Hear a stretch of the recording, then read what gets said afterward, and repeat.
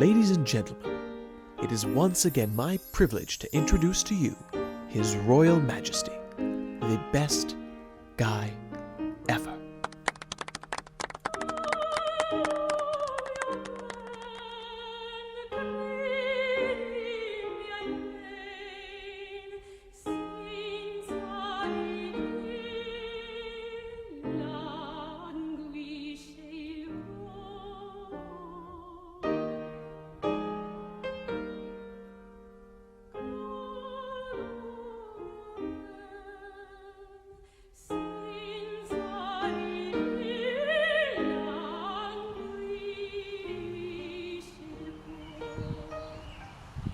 It's Gurren Lagann time!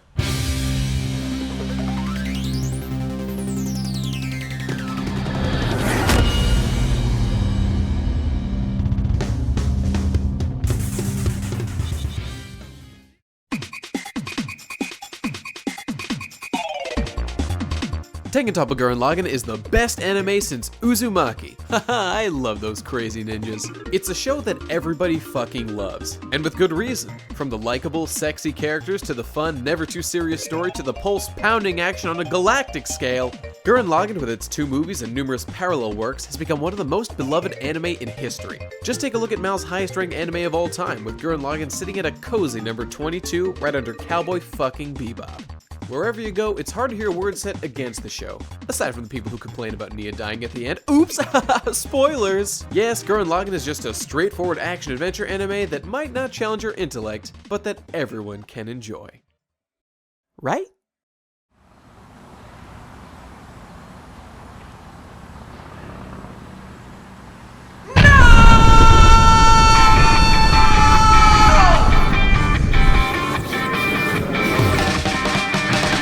Whenever I talk with people about Gurren Lagann, I usually get a sense that they like the show, but always despite something.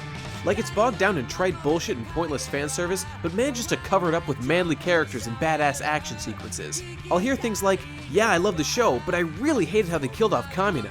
Or, the show was amazing, but I didn't like the 3rd arc with Rossiu, it was too boring. Or, the ending was incredible, but I got so mad when Simone and Nia didn't get to stay together forever! Well, just like Hitler, you're of course entitled to your opinion, but I can't help but feel like there's a disconnect here. And if there was only someone to help them pick out some of the detail they didn't notice at first, we could dethrone the false idols and put Gurren Lagann where it belongs. Yeah, that's right, fuck you, Brotherhood. It's like the over-the-top action was in fact over-the-top, in that it was so riveting that it distracted people from the brilliant narrative being weaved beneath the surface, when it was in fact that narrative that gave the action the weight it needed to be as meaningful as it was. A narrative so dense and tightly constructed that even when watching the show for a 3rd or a 4th time, it still feels fresh and perfectly paced every episode. And that's what I'm here to do. To make one point, and that is, no matter how much you love Gurren Lagann, you don't love it enough! To get into what makes the show so great, we need to first understand a few things about it. I'm talking about what the show is, what it was trying to accomplish, and how it accomplished it. Keep these questions in mind, I'm gonna quiz you later. You gotta get that pencil out or I'll shove it up your ass. To begin with, it's a super robot show. See, it says so on the right. It says it right there. And knowing that it's a super robot show, what does it do with that premise? Pay homage to super robots as well as Gainax shows? Absolutely. Provide some of the best looking action out there? Fuck yeah. Make 14-year-olds look hotter than they ever have before? You know it, my man. But it does so much more than that. I could talk all day about the amazing music, character designs, and animations, but I want to focus here on some aspects that I don't see get the proper attention. Like how Gurren Lagann takes its medium of super robot anime and the tropes that come along with it and uses them to further its points as well as strategically defy expectations to create a stronger narrative. How it lulls you into thinking that it's just another run-of-the-mill action show, only to roundhouse kick you in the face with its real message. You see, even from early on, the show starts to weave in hints that there's more going on than meets the eye. Take a look at this scene.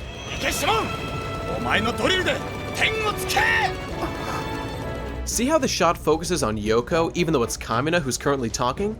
The show is making a point that there's something going on here beyond Kamina's manly speech. Think about it. In Yoko's mind right now, she is digesting a massive amount of new information. She has not only just discovered that humans are capable of piloting gunmen, but also seen someone with even less knowledge than her instinctively do so and easily overpower a beast man. Understandably, she's a little thrown. Now, Yoko could have been written to just ignore the incredible things she's seeing in typical super robot fashion, but the show specifically takes a moment to showcase her confused reaction. And why is that? Because Yoko is us in this scene. Her confusion and awe at what she's seeing is the show teaching us how we're supposed to feel. We're being trained to look beyond the surface and consider the meaning behind what we're seeing. This same exact reaction occurs countless times throughout the series, and it's all for the purpose of instructing us to look deeper and to ask questions. Because behind all the bombastic visuals and fan service, there was a vision, a singular theme that weaved together every aspect of the show into one point. And it was evolution. Now, we all know evolution is just a lot of stuffy nerd lord propaganda, but if you can get past that, there's some good stuff here. To start with, there's the obvious stuff. The Lord Genome with his genetically engineered beastmen, including his 4 generals named after the 4 bases of DNA, as well as Viral with his name's obvious genetic connotations. Not to mention the obvious correlation of the spiral motif to the double helix of DNA, pointed out by the characters themselves, both representing forward progression and evolution, which is manifested in the form of spiral power. Spiral power being a power that appears in beings with DNA that allows them to spontaneously create both energy and matter at will, and do all kinds of crazy shit. Later we find out that it's this spiral power that drives the events of the entire series. It's also interesting to note how the Beastmen, genetic constructs who lack the ability to reproduce, lack spiral power entirely. Then, of course, there's the evolution of the characters themselves, both as they grow older and more mature, as well as expanding their understanding of the world from tiny underground villages to the farthest reaches of the universe. This is also mirrored by the growth of the mechs, from tiny one-person units slowly progressing upward to one literally as big as the entire universe. All of those are obvious at first glance, however, but there is one more great spiral in the show that really makes the show magical. It is the narrative of the show itself. Like I said earlier, every aspect of the show weaves together, coalescing into one singular point. Now, this is going to take some time to explain how this happens, since it basically involves every aspect of the show, but keep that in mind as we move along. Now, one of the main ways this concept applies is to our main character, Simone. Simone is the conduit through which we experience the show, which is at its core the story of a boy becoming a man and dealing with all the issues that come with that, like having to fight a monster the size of the universe. The creators have gone on record saying that Tengen Toppa Gurren Lagann was specifically meant to show Simone's development. That includes all the important stages of Simone's life up until there was nothing else to show, as well as the 2 developmental periods as a boy becomes a man, and then also as a man comes to terms with the imperfect world he's been born into. But more than that, there is a distinct feeling in the show that all the other characters feed into Simone personally and contribute to his growth and his evolution. It goes the other way as well, but Simone is the chief example, so let's take a look how the other characters help to shape his personal evolution. First and foremost is our Lord and Savior Kamina. He is the embodiment of manliness, never compromising his dreams even in the face of death. He kinda reminds me of another series I love. At the beginning of the show, Kamina and Simone are inseparable soul brothers for life. Look at the way their designs work together, using the same colors in different ways to make them always look like a great pair. They looking as good as biscuits and gravy. Right from the beginning, Kamina's personality stands out as incredibly strong and likable, being Simone's biggest supporter. I also particularly like how the writers immediately set us up to root for him by making him the sole character seeking escape from his hellish underground world, a side we as the viewers will immediately take since we all know that a surface world must exist. His recklessness is often mocked, but also respected, quickly winning over allies. In fact, Kamina is so prominent at first that you could be excused for thinking he was the main character. No? That was just me? Well, fuck you too. Anyway, despite Kamina's prominence, his main role in the series was more to provide the spark that motivated others to move forward, especially with Simone, who was the truly capable one between them. He himself wasn't terribly powerful. Yes, he could go one-on-one with Viral briefly, and by episode 8 could match him in Gurren, but even when he somehow makes it out of these situations, it's usually due to pure luck or more skilled allies, and always just by the skin of his teeth. Now, don't get me wrong, I love all these things about Kamina. He's a deeply flawed character, which just makes him more relatable, and I just want to fuck him ragged. But all this cements the idea that he represents reckless progression. Kamina never backs down, even when continuing on is a horrible fucking idea, because that's the kind of guy he is. And eventually, it gets him killed. But to be honest, that was the best thing that could have happened for Simone to grow. Simone had been living his life in Kamina's shadow. He strives to be just like him up until almost halfway through the show, and the characters themselves point that out plenty. He has no identity of his own.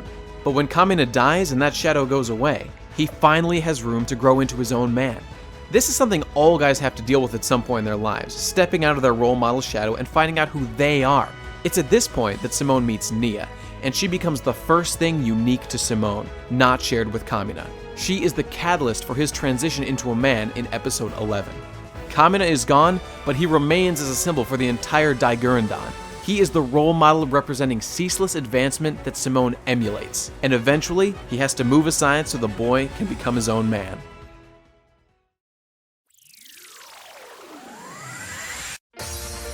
Next up is Yoko, the sex goddess of Gurren Lagann and all-around top-shelf babe. Now this might sound strange coming from me, but I didn't really get Yoko at first. Considering her actions in the show, her prominence didn't make sense to me. In the show, all she really does is bring Simone and Kamina to the surface, then just kinda shoot things occasionally.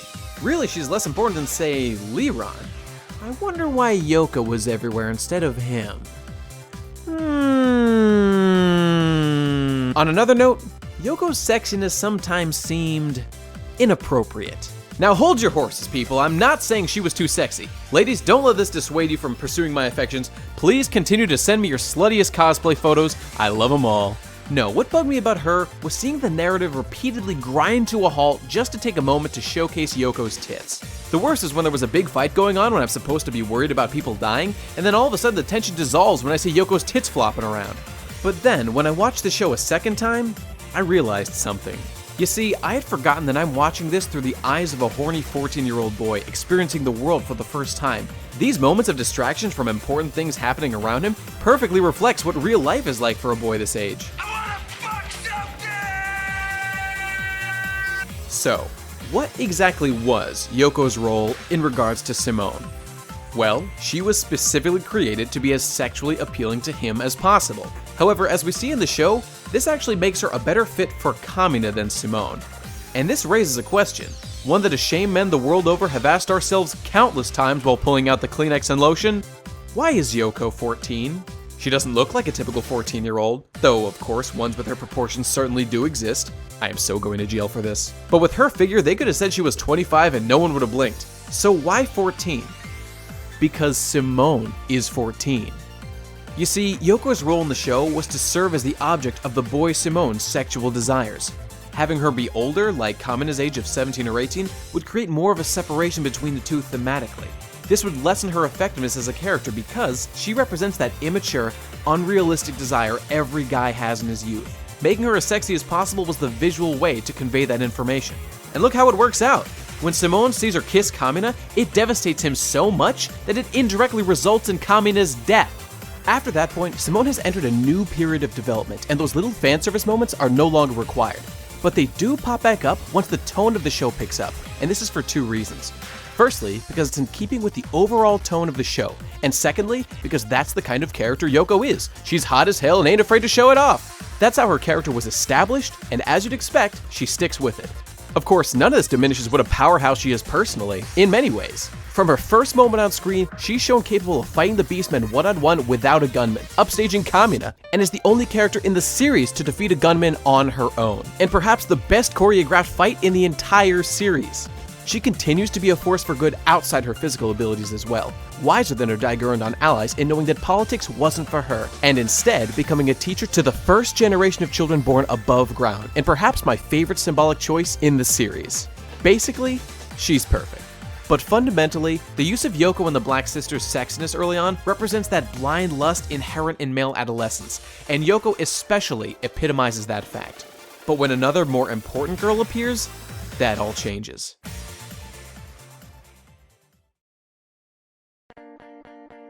When Nia appears, it marks a huge shift in the story and causes Simone himself to start to transform. As soon as they meet, their chemistry is obvious. It's no longer an awkward fit like Simone and Yoko. These two are perfect together. Nia is the first person to come along and appreciate Simone alone, without any knowledge of Kamina, and explaining this to Simone was one of the most crucial moments to his development. He isn't Kamina, and he shouldn't try to be Kamina. He only needs to be himself, the person she respects and comes to love. She is the woman who comes into his life and gives him the self-confidence he needs to truly become a man. To cement this, she is the only person to ever sit with Simone in Lagann and help pilot it, going so far as to fight with him against her own fucking father. And the fact that Simone is the only person alive who enjoys her cooking is the perfect cherry on top. They are two halves of a whole, and I'm not just talking about the sex. In regards to Nia herself, I sometimes hear her called a weak damsel in distress who's powerless on her own. And in regards to that last point, I have to say, I completely agree. She is nearly powerless on her own. But you know who else that applies to? Fucking Kamina! Both of them function in support roles, and effectively, Nia picks up Kamina's place, becoming the new supporting force behind the Daigurren and spurring them on to further heights, not with Kamina's rash bravado, but with her own demure earnestness. Nia paid her dues and showed what a badass she was by the end of the first half when she helped kill her own father. And as for her capture by the anti-spirals in the second half of the show, yeah, really showing weakness there. Being teleported away by the strongest force in the universe and maintaining your individuality while being continuously tortured and just barely resisting forceful absorption into a collective? Fucking weak! Do you even lift? And if you want to get even deeper into it, let's think about Nia's character arc for a second. Nia comes into the story as the princess of the Spiral King who rules the whole fucking world. But soon we learn that she was actually cast away by him when he got bored of her. Literally thrown in the trash. And over the 1,000 years of his life, he's done this to countless other daughters and wives. He brings them to him, enjoys their company for a time, and then has them sent away to be killed. They're essentially dolls to him. That's some real fucking objectification right there. Think about what this must be like for Nia, to learn that your parents actively want you dead. Even orphans like Simone and Kamina at least have the knowledge that their parents sincerely love them. What does Nia have? A good fucking attitude, that's what. Nia is able to get over this horrible realization by understanding the truth, that her father is a monster who has to be stopped and she must join the fight against him. Lord Genome and the beastmen he controls have lost touch with the value of individual human lives and think there's something to be acquired or discarded on a whim, as long as you meet the necessary quota. But Nia joins Simone and the Daigurren to show everyone the importance one single life can have. And it's through this unification of diversity with equal value placed on all that they are finally able to win. That's pretty good, right? By the way, I was always sad Nia and Kamina never got to meet and become friends, though they obviously couldn't for the reasons I just described. So Nia's letters written to Kamina in the second movie, like they were two close friends, was basically the best thing ever. Just saying. Back to the point. Kamina and Nia function as the two primary inspirations for Simone's growth as a man, with everyone he meets contributing to that evolution. Now, there is one more important character to be discussed here, but we'll get to them in a little bit.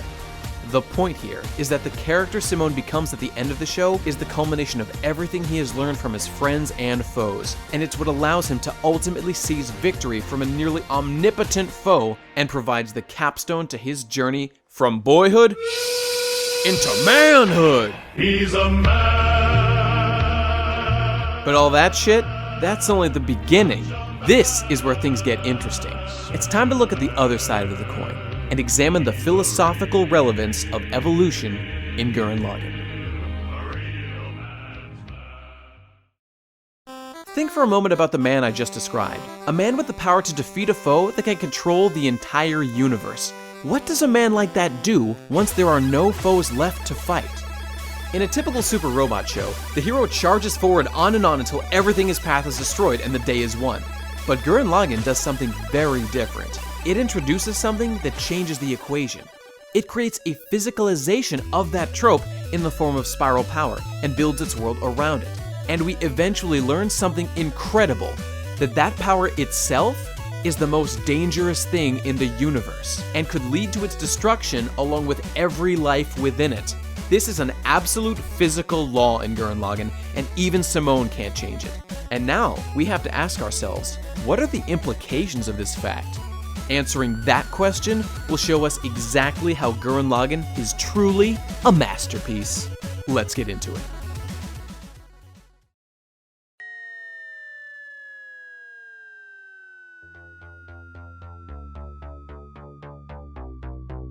Kamina is the coolest guy.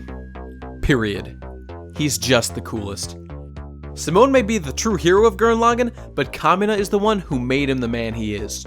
He's without a doubt the biggest reason Gurren Lagann pulled me and most other fans into the show. He stands for everything manly and radical in this life or any other, and the way he lives his life is the way we wish we lived ours.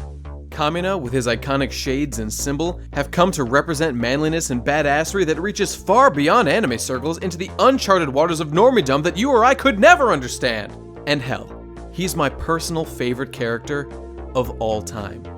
But in episode 8 of Gurren Lagann, something happens. Kamina dies, and the show now has to go on for its remaining 3 quarters without its strongest character. How could a show that does that possibly recover? Well, to tell you the truth, Kamina isn't the character that makes the show great. It's not Simone either, for that matter. Do you want to know who is? Alright, I'll tell you. We need to build up some suspense first. Let's take a moment and talk about Viral. Viral is the first sympathetic beastman we meet, his introduction being in episode 3 when out hunting for food. This setup already cast him in a different light than the beastmen we've met up till now, weird animal things we can't really relate to. However, as the series progresses and Viral continues to lose to the Daigurandon, Viral starts to think. He's been raised to be a member of the Human Eradication Army, whose sole job it is to kill every human that makes it to the surface.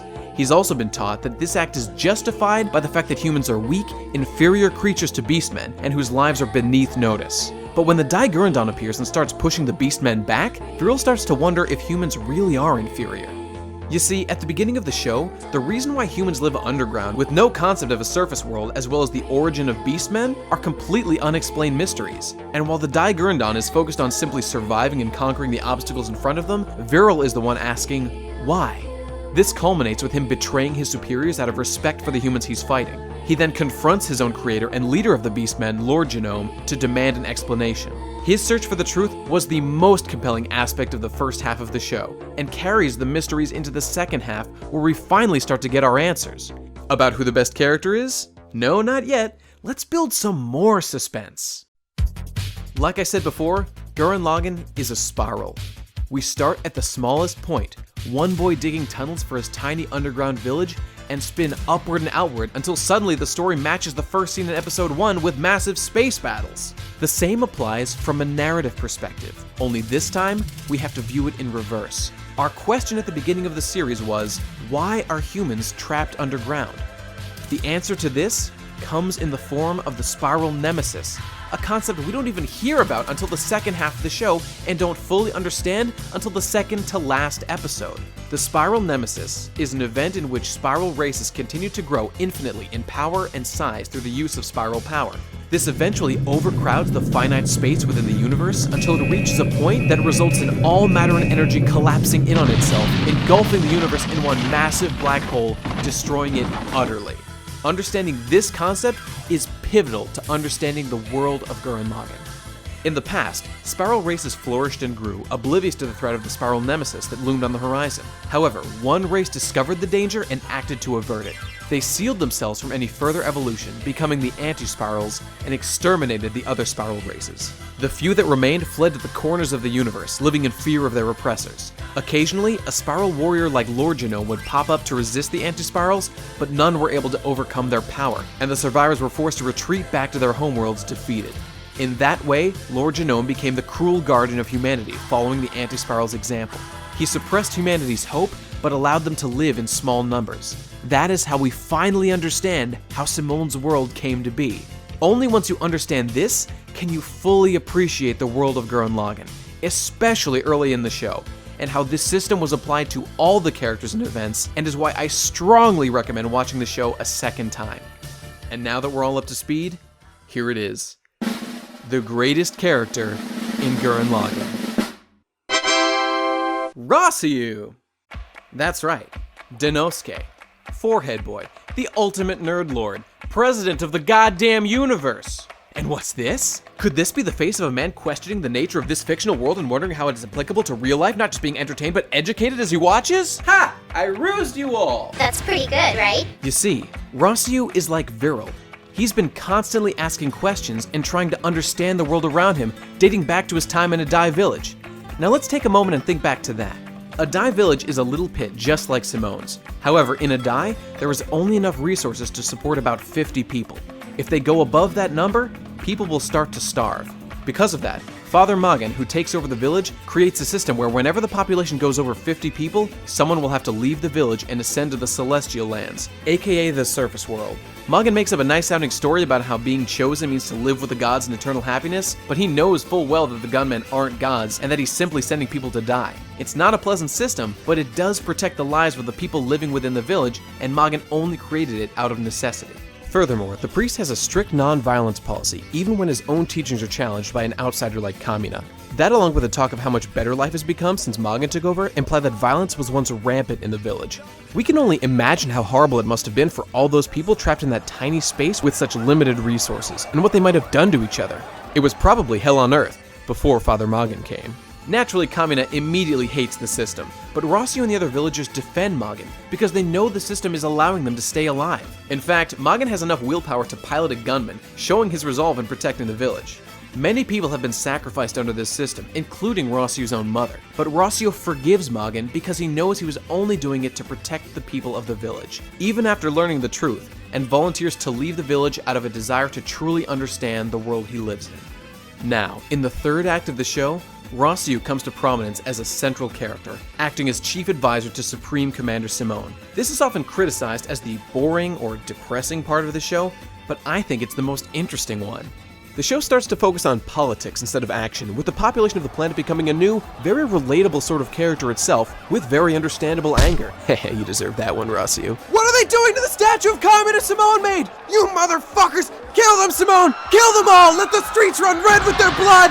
Burn them! During this time, Rossiu comes to be responsible for the entire population of the planet, and proceeds to do such delightful things as forcibly evict entire villages from their underground homes, strapping his QTGF to a bomb inside Gurren Lagann, sentencing Simone to execution, and generally looking like an evil supervillain all the time. But in the end, and this seems to be what people sometimes miss, it was all just a red herring. If you seriously hate Rossiu at the end of this show, you owe it to yourself to watch it again. After being built up like a supervillain, episode 23 goes way out of its way to show that Rossiu hated everything he did to hurt people and only did it out of an obligation to help. He even tries to kill himself out of the guilt. I don't get how people don't respect that. Do it. Now, does his story sound familiar? It's the same as Father Magan. But not only that, it's the same as Lord Genome and his oppression of humanity. He didn't want to do that shit, but he had to protect humanity from the anti-spirals. And that's the same as the suppression of him by the anti-spirals. They had to keep the spirals down to protect the universe from the spiral nemesis. We talked before about how Lord Genome lost touch with the value of individuality due to his warped perspective, but Father Magan and the anti-spirals had the exact same philosophy. Their blind focus on protecting the group caused the suffering of countless people, and Rossiu learned from their mistakes. Are you starting to see? It's all one giant spiral! Now, keeping all that in mind, let me ask you, who is the villain of Tengen Toppa Gurren Lagann? We just went over how every major antagonist acted out of the same kind of reasoning, oppressing their subjects not for selfish reasons, but for the greater good. They all had an understanding of their world and acted the way they felt would best protect the lives within it, which puts them in conflict with our main characters who instead value freedom. Considering that, it's arguable that they had purer motives than our heroes who acted blindly out of selfish desire. So, who is the villain? Well, simply put, there isn't one. The closest thing to a villain the show has is the idea of willful ignorance, shown by characters like Adine, who willingly follow orders even when their immorality is directly pointed out to her. But the prevalence of the former kind of antagonist, one acting out of a grounded moral philosophy, makes the conflicts in the show infinitely more interesting than the typical megalomaniacal villains. It's no longer just a simple struggle of one group against another, but about warring ideologies regarding how all people should live their lives. And only by incorporating the antagonist's philosophies into their own are our main characters eventually able to surpass them. Now stay with me, but if you step back from the show a bit, there are really just two types of characters. There are Kaminas, and there are Rossius. The Kaminas are the people who desire freedom and recklessly charge forward, never sweating the small stuff and living life as they please. The Rossius are the ones who value caution, always thinking ahead, always planning for what might come, always careful to avoid danger. Everyone in the show is just a variation on those two themes. These are the two helixes in the DNA of this show, bro. Because in a normal super robot show, it's the guys like Kamina who are the big damn heroes, and in the end, their uncompromising advancement is the correct philosophy to succeed. But this simply isn't the case in Gurren Lagann, and this is where the show stands out. By the end, it's shown that Kamina's instincts to push forward that led to his escape from Jiha Village are the very thing that endangers everyone. Every extra bit of spiral power in the universe, just like every extra person in a dive village, adds to the strain on the universe and brings it closer to destruction. The universe can't afford to be full of just Kaminas, there has to be a balance. We need the badass pimps, and we need the pasty-ass nerds. Even Simone is just a Kamina, but with one major difference. By the end of the show, Simone understands the need for Rossiu's. Because the spiral nemesis is always looming on the horizon, he is willing to keep himself in check and let Rossiu's kind administrate his power. Rossiu is the secret ingredient in Gurren Lagann. He, and the characters like him, add the missing element to this show, to this genre, and make it about so much more than just fan service and action. It takes the cooperation of the two sides, Kamina's and Rossiu's, to achieve a peaceful universe that everyone dreams of.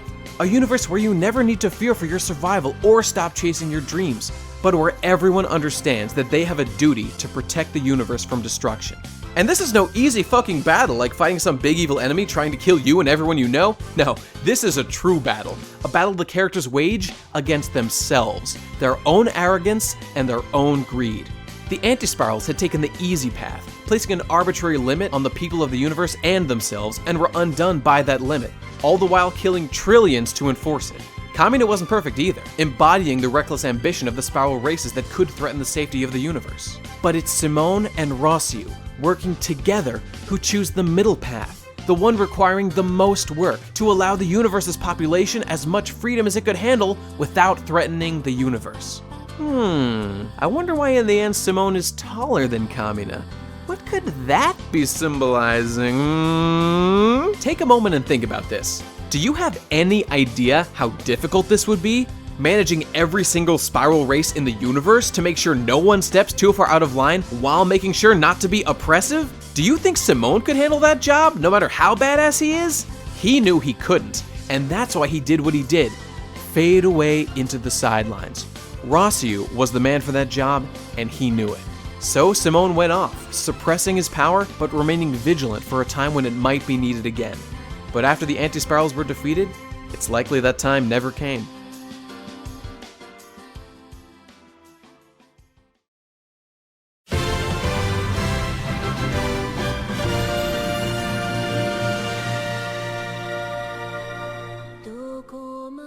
All of this is perfectly summed up in how Simone didn't bring Nia back after she died. We know it's possible, hell, they just did it with Lord Genome. But if he had brought her back, then why not Kamina? Why not Kitan? Why not every friend he's ever lost? Why not every friend everyone has ever lost? He can't do that, because that's the kind of thinking that leads directly to the spiral nemesis. Simone has accepted his burden. He can't allow himself to use the spiral power selfishly. Dead people are dead, and everyone living will eventually die. Everyone has to accept that as a limitation of this world. And now you see, everything in the series flows together in one perfect spiral, coalescing on this one point. All the characters, conflicts, joy, despair, hope, death, life, dreams. When you step back and look at it all together, it all makes sense. It all swirls into the one question. What will Simone do once he can do anything? And he chooses the hardest path. Oh my god, this is gonna sound so fucking sexy. Personal fucking responsibility. When the anti-spirals ask Simone to take care of the universe, Simone says, of course, because he trusts not only himself, but all of humanity and the other spiral races to do whatever it takes to stop the spiral nemesis. He chooses the path where we're all elevated, where every single person steps up and carries that weight so we can all be happier. The anti-spirals, Lord Genome, Father Magen, none of them were evil, but they all asked for lighter burdens, when they should have asked for broader shoulders. And that's exactly what Rossiu did once Simone showed him the way. Early on, we only get a small glimpse at what spiral power can do, and this can make the show seem like pure fantasy. but eventually it comes to more closely resemble science fiction with its very concrete rules and limitations. As another creator I love once said, science fiction can be an elaborate, speculative version of the Socratic exercise, wherein we propose a hypothetical question, suppose blank, and use logic and reason to determine how that situation should best be handled. In Gurren Lagann, they propose, suppose beings with DNA could use an energy called spiral power to let them spontaneously create matter and energy from nothing and on a massive scale. The show was then built around the hypothetical possibilities and consequences of this phenomenon. Most importantly, the spiral nemesis. The events of the story then have the characters in various ways exploring how to deal with the hypothetical problem caused by the hypothetical energy, spiral power. But because they were handled with logic and reason, the solution they arrive at has applicability to real-world issues. Issues like population control or resource management. The planet can't support infinite people, but rather than impose some arbitrary limit and kill those that exceed that, or just saying fuck it and letting the population grow continuously until society collapses, we can do what Simone did and take the hard path that involves figuring out how to bring the greatest happiness to the greatest number of people. We can find out exactly how many people the planet can support, work to increase that number, learn how to colonize space and other planets, or any number of things that will allow humanity to flourish responsibly. But if these kinds of issues aren't doing it for you, there's also a more personal one. It's the struggle we each see every day in our own lives. We fight against ourselves in a struggle to achieve our potential and fight against our destructive urges. Take, for example, one man trying to make videos on the internet about anime who knows that only by fighting against his baser urges to just drink, fap, and play video all day will he ever make anything of himself. But the great thing is, we can all relate to this idea in our own way.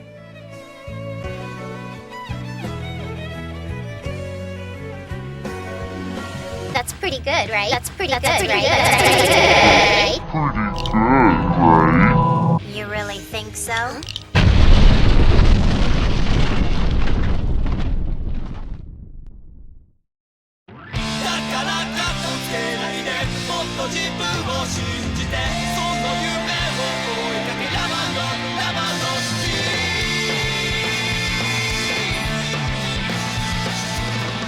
I've talked a lot about how the show subtly communicates a great deal of its message, but once you know there's something there, it's easy to see the implications. Like in Simone's final line, "The lights in the sky are stars where our spiral cousins are waiting for us." Gurren Lagann is all about togetherness and the power that comes with it. The story pulls us in with action and style, and only much later does any meaning become apparent, and I think our storyteller, who talked to us at the beginning of every episode, told it that way on purpose. Think about these lyrics, knowing what you know now.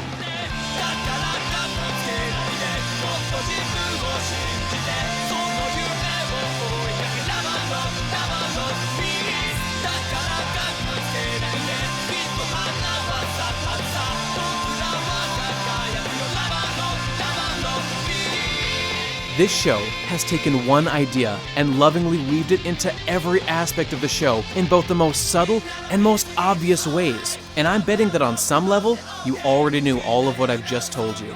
But now that you're thinking about them, the best advice I have is to just go watch the show again. And that, my friends, is what makes a great anime the best anime ever.